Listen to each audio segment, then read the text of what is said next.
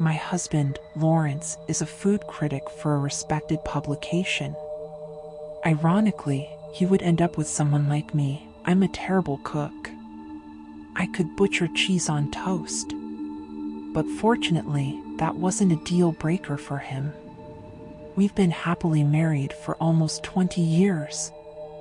Lawrence came home from reviewing a new Balkan restaurant a couple of nights ago. I was sitting in the armchair reading by the fireplace. Our cat, Dibble, jumped down from my lap to greet him. "Penny, I'm home, darling," he called from the hallway. "In here," I called back, finishing off the chapter I'd started. He kissed my cheek and I removed my reading glasses, folding the corner of my current page down. "How was it, love?" I asked as he sat on the sofa. Dibble curled up on his lap. Whenever Lawrence was home, Dibble rarely paid me any interest. He was definitely a daddy's boy. "You'd never believe me, Penny," he said, briefly covering his face with his hands before laughing. "Oh, dear. Was it terrible?" I asked, starting to chuckle. "It's not that," he said. It was mostly enjoyable, however, the main course just wasn't quite there. The head chef joined me when I'd finished and asked how I found the food. Rako, his name. Huge Bulgarian guy, built like a brick shithouse. I was honest. I wasn't rude, I didn't completely berate his work. But he was visibly hurt. And then he looked angry. "Oh, Lawrence," I said. "Have you made yourself another enemy?" He had a habit of upsetting chefs. He was a dream to me, but not always so kind to those he critiqued. "Well," he continued, looking confused. "Not exactly." I started to feel uncomfortable. I mean, he towered over me. For a moment I thought he was going to break my nose. But then his face warmed up. "No problem," he says. Then he shouts something in Bulgarian. Someone comes out from the kitchen and puts this bottle on the table. It's got some kind of vivid green liquid in it. "Absinthe?" I asked. "No, but that's exactly what I thought too. There's no way I'm drinking that shit." "So Rako says from my country. We drink." He pours 2 shots. And, I don't want to piss him off any more than I already have. So I picked up a glass. It's iridescent, like a tiny little galaxy. Quite beautiful, really. He looks at me with this intensity, and I get goosebumps. Then he says something else in Bulgarian, like under his breath. He clinks my glass, and we down the shots. "What did it taste like?" I asked. "Sweet and syrupy, a bitter edge, but not unpleasant. Quite delicious, actually." Then Rako shouts something else, making me jump. Another person brings out this bowl and puts it in front of me. "You have dessert now," he says. "Penny, it looked gross." I covered my mouth and laughed. "Oh no. What was it?" "I couldn't tell you. It was just a beige starchy substance, as appealing as wallpaper paste. So I'm trying to be polite, lie a little and say I'm not really one for sweets." Rako says you eat. You enjoy, you give a good review, yes. All I could do was laugh. I'm like, "Sure, buddy. I'll leave you a glowing review if I enjoy this slop." So I stir it, and I bring a little to my nose and smell it. "Penny, was it vile?" I asked, scrunching up my face. He shook his head. "No. It smelled wonderful and nostalgic. It was just like my Nana's homemade apple crumble." "How bizarre," I said. And the taste?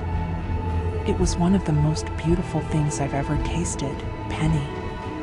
I devoured the whole thing like an animal.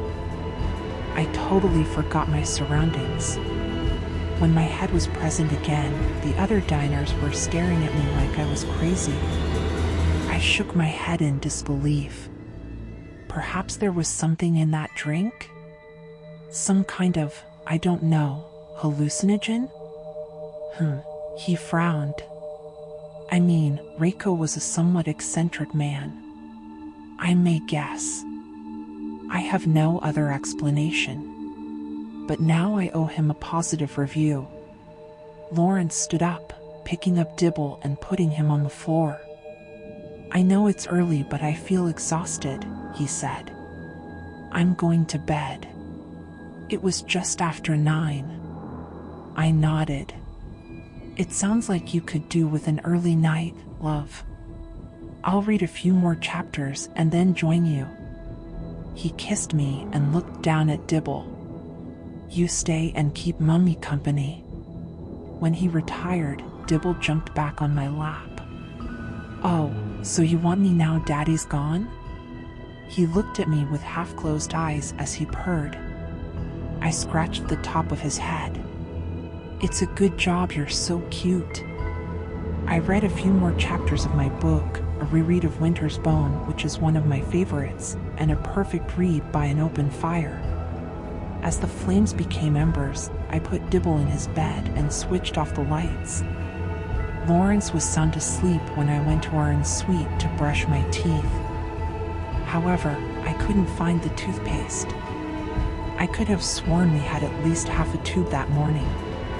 I looked everywhere, not that there were many places to look in the small bathroom.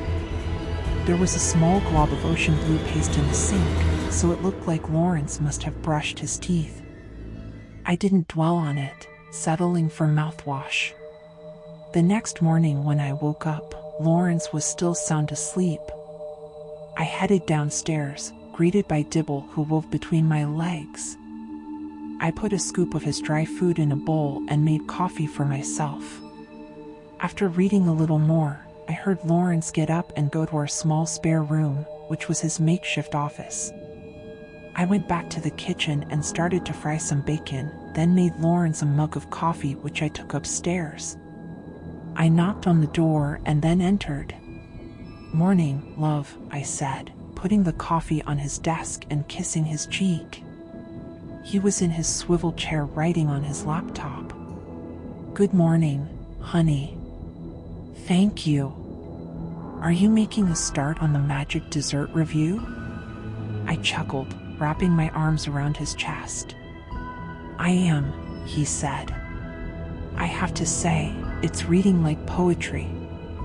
It could be one of the best reviews I've written. Don't be too kind, I said, kissing the top of his head. He might have drugged you. He laughed and patted my arms. I'll keep that in mind. I'm making myself a bacon sandwich. Would you like one? I'm not hungry right now, darling. But thank you. If you're sure, I said and turned to leave. Then I stopped in the doorway. Oh, by the way, what happened to the toothpaste? There was a slight pause before he answered me. The toothpaste? I couldn't find it when I came to bed last night. It was definitely there yesterday morning. He swiveled around, then slapped a hand against his head. Oh, yes. I bloody dropped it down the loo. I fished it out and threw it away. Don't worry, I scrubbed my hands clean. I smiled. You clumsy fool. I'll add it to the shopping list. At least we have mouthwash for the time being. I went back to the kitchen to finish my sandwich. In true Penny style, the bacon was burned to a crisp, and the kitchen was a little smoky. I started to add ketchup when I heard Lawrence bounding down the stairs, and then he emerged in the kitchen doorway. Honey, he said, breathing heavily. What coffee was that? I was a little confused. Just the usual Nescafe, why? I finished making my sandwich, pressing another slice of buttered bread on top of the crispy bacon. It was. He just stared at me. It was just like the coffee we had in Florence. Remember that cafe we fell in love with? I smiled as I began to cut the sandwich in half. I remember it well. But it's just standard instant coffee, love. Maybe I stirred it differently today. He continued to stare as I picked up the plate, his mouth ajar. That smells incredible, he said, his eyes wide. I laughed. Stop it, you. Even Dibble would turn down my bacon and you know it. I'm serious, he said, salivating. I've changed my mind. He rushed towards me, pulling the plate from my hands. He bit into the sandwich and growled. Lawrence, I said, annoyed. It was like he couldn't hear me. Grease dribbled down his chin and t-shirt as he noisily devoured it. I could have made you one, I said, but he wasn't listening. Oh, fuck, he moaned, his eyes rolled back into his head. It was very unsettling. I slowly backed away and took the shopping list, stuck to the fridge with a magnet. I jotted down toothpaste and then crept past Lawrence, who was still infatuated with the sandwich. It's fine, I said. I'll grab something when I'm out shopping. I took my bag and left the house, feeling slightly unnerved. When I finished the food shop, I stopped at Greg's for a bacon roll before heading home. I took 2 bags from the car and entered the house, walking down the hall towards the kitchen. Lawrence, I called. Will you help me with the bags, please? I somehow bought more than.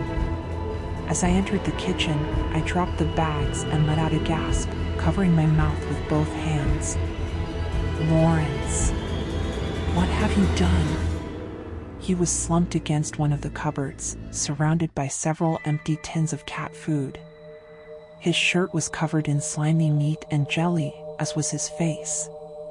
Dibble sat on his lap, licking it up. When Lawrence met my eyes, he looked ashamed. He attempted to wipe his mouth clean with the back of his arm.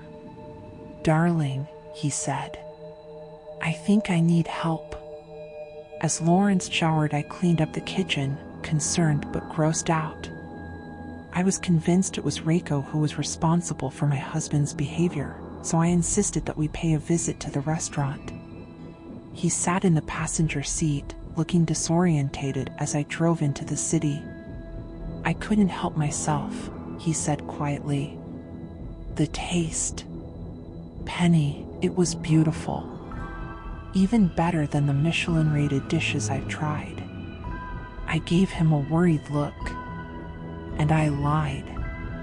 I ate the toothpaste. I tried not to act shocked as he looked at me sheepishly. It's like everything I eat tastes better than the last. I patted his leg quickly. I'm telling you. He gave you something. That's the only explanation. When we got to the restaurant, it was closed. I knocked on the door regardless, looking through the windows. I can see people in there, I said. Hello? I can see you. Open up. I continued to bang on the door. Lawrence leant against the building, looking uncomfortable. Eventually, a member of staff opened the door. Excuse me, said the young woman, annoyed. We're closed until this evening. I don't care, I shouted. I want to speak to the chef. He's done something to my husband. Lawrence put his hand on my shoulder and looked at the woman with puppy dog eyes. Please, is Chef Reiko here? I need to talk to him. Let them in, came a loud voice from inside. I supported Lawrence as we entered the restaurant. There was the faint smell of food preparation. "Sit," said Reiko, who was a hulk of a man as Lawrence described. I helped him onto a chair and let it all out. "What did you do to my husband? Look at him. He was fine before he came here."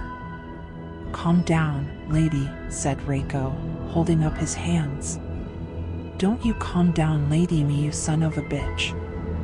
"Honey," said Lawrence, a little feeble. "Please, sit down." I angrily pulled out a chair and sat, giving Reiko daggers. He sat on the opposite side of the table, hands together. "Hello again, chef," said Lawrence. "I wrote your 5-star review. One of my finest, if I may say so. Not sure I should turn it in just yet though. I'm having some unusual side effects." He ate cat food, I spat. "And toothpaste, for Christ's sake."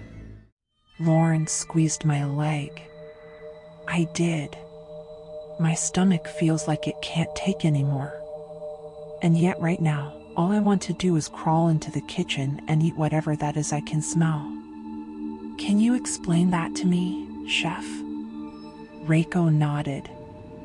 "I say special words, give special drink. You like what you eat." "I knew it," I shouted, banging on the table. Despite his imposing size, Reiko flinched. "You have no right to do this to people. Take it back." Lawrence took my hand. "What do you say, chef? Can you take it back? No hard feelings, of course." Reiko nodded. "It's not for always. It's one day." He held up a single finger to reiterate. Lawrence perked up a little. "You mean, like a 24-hour thing?" "Yes," said Reiko. 24-hour thing. Tonight, you feel better." Lawrence tilted his head back and sighed with relief. "Oh, that's good news. Isn't it, honey?" "The best," I said sarcastically, helping Lawrence up. "Let's get you out of here." As we went to leave, Reiko called from behind. "Sorry. Food means the world to me, you understand?" Lawrence turned and nodded. "I understand. It means the world to me, too. Good luck with your restaurant." On the drive home, Lawrence looked like he was in better spirits. "We should still press charges," I said. "He can't get away with that." "I'd rather just forget about it, darling," he said. "The reality is I ate some cat food. I'll get over it." "And toothpaste," I added. "Yes, and toothpaste. But remember, I've eaten worse. I've eaten your spag bowl." I laughed and slapped his leg. "You cheeky sod.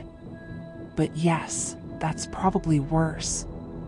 When we got home, Lawrence lay down on the couch. "Roughly what time did he give you that drink?" I asked. "I was home around 9-ish, wasn't I?" he asked. "I'd say it was no more than an hour or two before then. Say 8 to be safe." "Okay, so we need to get you past 8 o'clock with no more issues." "I'm not going to Pilates tonight, I'll stay here with you." "No, Penny," he said.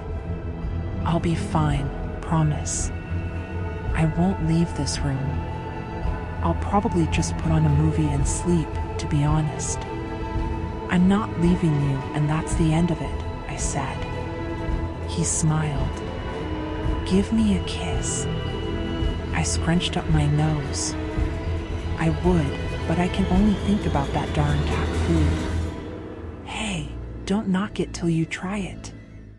I particularly recommend the chicken and liver variety."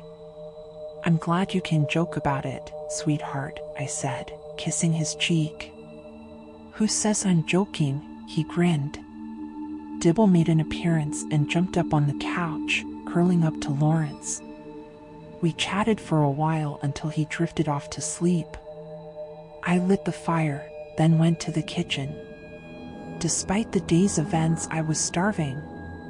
I decided not to cook anything, not wanting to fill the house with any tempting smells. So I started making the second sandwich of the day, with just a simple cheese and coleslaw filling. As I began to slice the cheddar, I cut my finger. Not too deep, but it drew blood. Damn it! I yelled out, then pulled off some kitchen paper to wrap around it. I started to look through our kitchen drawer of oddments, grabbing the box of plasters amongst the batteries, hex keys, and paracetamol. "Are you all right, honey?" said Lawrence in the doorway. He startled me. "I'm fine, love," I said. "I just nicked my finger." "You go back and lay down." He stood motionless, just staring at me. "Lawrence, go lay down. I'll be right back in." He walked over to me. "Let me help you, Penny." "Honestly, it's fine," I said. "Just a little scratch." I turned to look at the bread and cheese on the counter. "There goes my sandwich again," I thought to myself, though he didn't seem to notice. He unwrapped the kitchen roll and looked at my finger. "You poor thing," he said, bringing my hand towards his mouth and kissing it. Then he squeezed my finger, a bubble of blood emerging from the cut. "Lawrence," I said, pulling away. "That hurt." "Sorry, darling," he said, pulling me back. "I'll make it better." His eyes glazed over, and then he put my finger in his mouth and started to suckle. "Lawrence, stop it!" I yelled, but he held my hand in place. He started to make pleasurable sounds. I struggled to pull away. "Let me go!" I snapped, kicking out. My foot met his shin and he let go of my hand, wincing as he stepped back. I clutched my chest as I stared at him in shock. When he looked up, he didn't meet my eyes once. He just stared at my hand with a look of intense desire. Then he pounced. I fell onto the tiled floor as I gasped. He crawled on top of me and prized my hand from my chest, biting down on my finger with a crunch. "Lawrence!" I screamed as I felt his teeth tear through the skin. His eyes rolled back like he was possessed. I struggled under his weight. "Help me!" I yelled, knowing full well no one would come to my aid. We lived in a detached house on a secluded country road. I slapped and punched him with my free hand as he began to chew on my finger. The pain was excruciating. I heard a high-pitched yell and Lawrence let me go, roaring into the kitchen. Blood and saliva ran down his chin. Dibble was nearby, hissing. "Stay out of this, Dibble," Lawrence screamed over his shoulder. "You'd do the same if you knew how good Mummy tastes." As he turned back, I forced my knee hard into his crotch. He yelled and rolled off me, holding his hands between his legs. I scurried up, slipping on the tiles a little. I should have run for the front door, but our downstairs bathroom was closer. "Come on, Dibble," I said frantically, but he'd already run out of sight. I briefly turned to see Lawrence stand up. I slammed the bathroom door shut and locked it, retreating to the corner and dropping to the floor by the toilet. "Penny," came a yell from outside, the door vibrating as Lawrence pounded against it. I pressed my hands against my ears. "I need it, Penny." A crack emerged as it sounded like a heavy object was being forced into the door. It started to splinter. "Leave me alone." I screamed as the crack got bigger. The sound of splintering would shredded my nerves. "Just a little more, darling," he yelled, continuing to smash in the door. You taste exquisite. I heard Dibble hiss again. Come here, you little fucker, he yelled as things crashed in the hallway. After a short while, Dibble let out what sounded like a painful yowl. Don't you touch him, Lawrence, I screamed, banging on the wall. But it became eerily quiet. I assessed the damage to my finger. I wasn't too precious about my nails, though I did treat myself to a French manicure on the odd occasion. I'd be lucky if I didn't lose the nail on that finger. It was split down the middle, and the skin was broken in several places. I gagged a little, moving my head over the toilet bowl. But I managed to stop myself from vomiting. I pulled the towel from the rail by the sink and wrapped it around my hand. I heard Lawrence's footsteps walk past the door back to the kitchen, making me freeze momentarily. That's good, he said. Then I could hear the sound of cupboards closing before he came back again. I sat in the corner for a while until I eventually checked my watch. It was past 8, and I hadn't heard any noise for several minutes. So I slowly stood up and put my ear against the door. I couldn't hear anything. Lawrence? I said quietly as I pushed the door open, looking both ways down the hall. There were little spots of blood on the wooden floor, which seemed to disappear into the living room. I held my hand against my chest and peeked inside the hall. Lawrence sat in front of the fireplace with his back to me. Lawrence, I trembled. Are you all right? I'm sorry, Penny, said Lawrence, like a zombie. Did I hurt you? I'll be fine, my love, I said, trying to sound calm. My skin crawled when I noticed a clump of fur and a small pool of blood. Where's Dibble? He smelt so good, he said. Like, imagine all the best dishes you've ever eaten in your life. But double it. Imagine how beautiful the aromas would be. I crept closer, my hands shaking as I followed the spots of blood. Where is he, Lawrence?